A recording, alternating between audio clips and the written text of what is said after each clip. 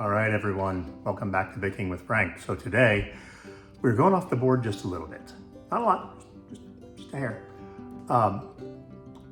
Frank, of course, being a baker, bought the books and tools of the trade at the time.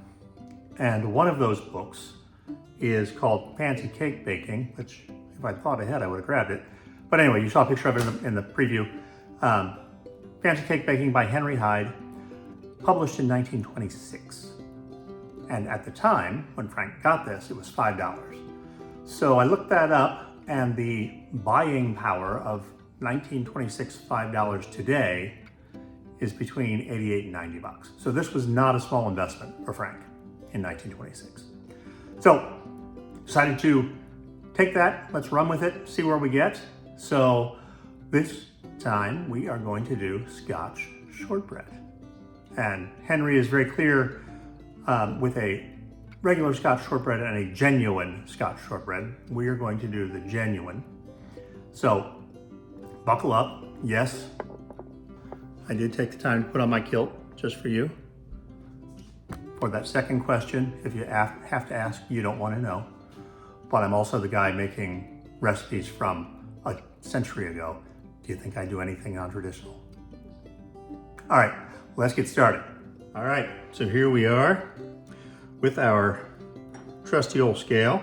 So, per the reduced recipe of Mr. Hyde, and I've cut this in 4 from his recipe because it, like everything else Frank does, right, was in massive quantities. We are doing 1 pound of flour, 1/2 pound of cold butter, and 1/4 pound of sugar to make these little pups.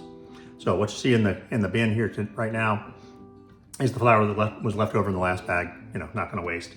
But we're gonna measure this out here. See where we get. 1 pound. Come on. I always forget how much. Oh, there we go. That seemed like a little bit too much. Oh, mom spoon. Scoop a little bit out.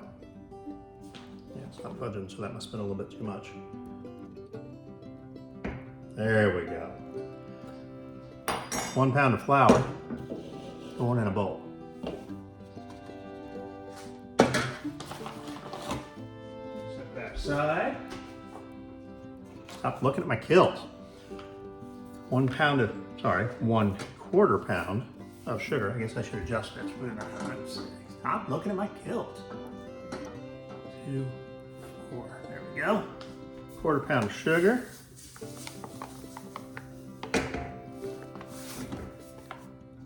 Let's klutz with that a little bit.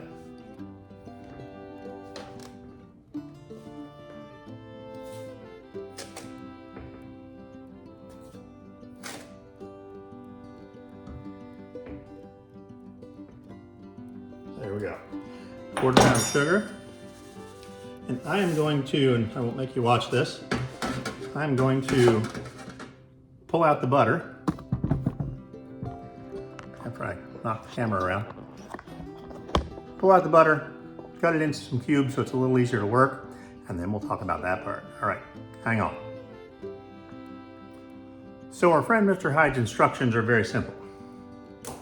They are, if I can get a hold of this thing, put these materials in a bowl and carefully rub until a smooth mixture is obtained. All right, Henry, let's give that a run. Here are these ingredients in a bowl. I have washed my hands. I have not touched my kilt recently. We're just gonna rub these together.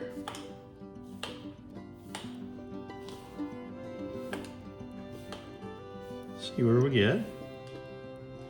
All right, so the dough has been in the fridge for 2 hours. The cling wrap didn't work so well, so I went back to my old friends, the Ziploc bags, and that worked great. So we're gonna do this 2 different ways. So my understanding from a couple of TV shows, let's be honest, is that traditional Scotch shortbread was made in a pan or in a mold and baked that way. So we're gonna do one of those. And the second is cutout cookies, which is kind of what we're more familiar with probably if you buy them at one of the big retailers or something around the holidays. That's what you're getting, is a cutout cookie. So we're gonna do it both ways. So let's get on that. All right, so here's number 1. Stop looking at my quilt. My quilt too. We're just gonna put this in the pan. This is a mini cast iron pan. How many? 1. See, 1. One of Mom's. This one has been seasoned. No, I did not do it over the past week or so. But, so, there we go. Everybody's in the pool. We're just gonna, because these are usually pretty dense cookies, mash that down using Mom's potato masher. You know, I never saw Mom use this potato masher, but you know, there you are. Try to make that as even as possible here in the little pan. This is probably a little bit thicker than what I would typically expect, but it's also, in the end, it's a shortbread method I've not had, so. And it's not like this is a shortbread pan, it's a cast iron pan. So, a little bit of Kentucky going into Scotland, just like history. Look it up. Stop looking at my kilt. All right. And you wanna, from what I understand, just really get that in there good and tight. I did not use butter or margarine or anything like that because there's so much butter in the dough already. So my assumption, and it is an assumption, is that this will, let's call it self-lubricate. Let's just go there. It's gonna self-lubricate. All right. So the second one, we're gonna put that over here. There's a dog. Hello, Brack. So the second one, I'm gonna turn you around a little bit here. We're going to roll out and cut cookies. And hope to all that's good and honorable that this works. Because, you know, it's all an experiment.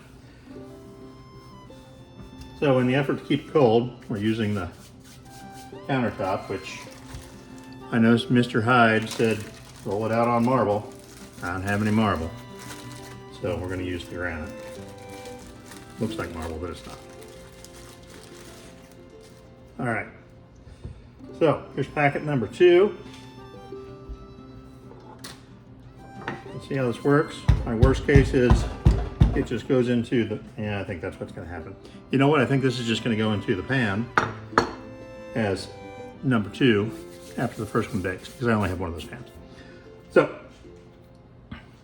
let's let the oven continue to warm up. Remember, oven at 350, and we'll take it from there. Okay, so I forgot an important part. So, everything I've seen, which isn't a lot, says that you need to dock these, both, in this case, so that it releases easier, which we already established we're not doing any additional lubricants, will help things along, but also to release the steam. So we want a steam-free experience up here in the oven. Our good friends at KitchenAid make a steam oven, I'm sure, but this isn't it. KitchenAid's an Ohio product, by the way. So we're gonna do that, and we're gonna do that.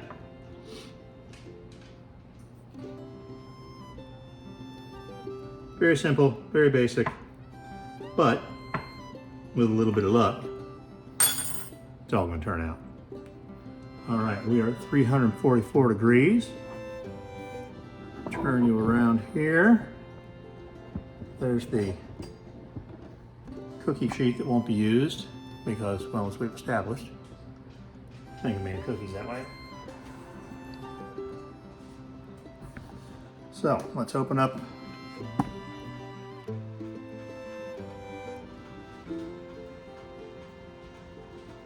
and get these fellers in here.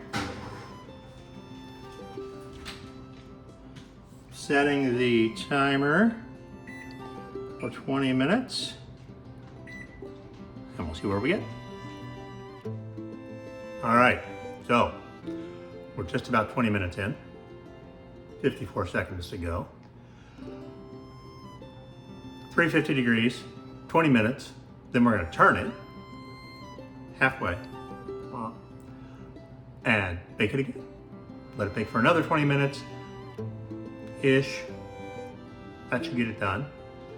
And then we'll pull it out, see where we are. Oh, also, our friend Henry Hyde. So Booksmart, $5, right? 1926, $5, 88 to 90 bucks. But he also was selling all kind of stuff. He had his own little company making all kinds of something kernels and this kind of nonsense and all kinds of baking stuff at the turn of the century.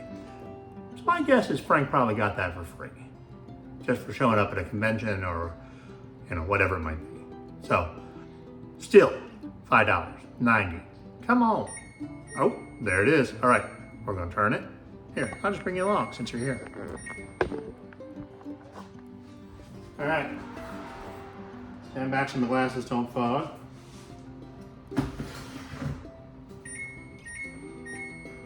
There she is. Turn off the timer. Still a little pale, so we're gonna turn it around. Put it back in theory. There we go. Set the timer, 20 minutes, and go. All right, another 20's up. Whoa. It's getting hot in here. All right, let's take a look. Look at that. Lightly browned on the top. The edges are a little more brown. I think that's good to go. We're gonna let that cool off, then we'll give it a taste. Okay, so it cooled. It came out of the pan just like I hoped it would. So now we're gonna cut it. Stop looking at my kilt. All right. Look at that. I know you see a fish here. Please rest assured that we don't butcher a lot of fish in this household.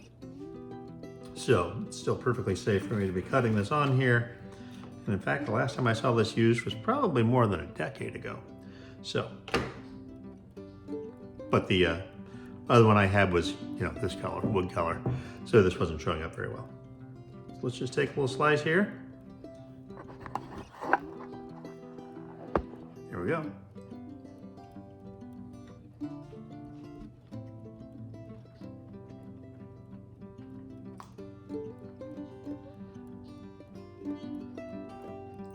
Now, I am admittedly a big fan of the shortbread. Hell, I got the kilt. But that's pretty good. Buttery, just soft enough. It's still a little bit warm, so, you know, that helps. But for 3 ingredients and 40 minutes in the oven, all right, Henry Hyde, get on with your bad self.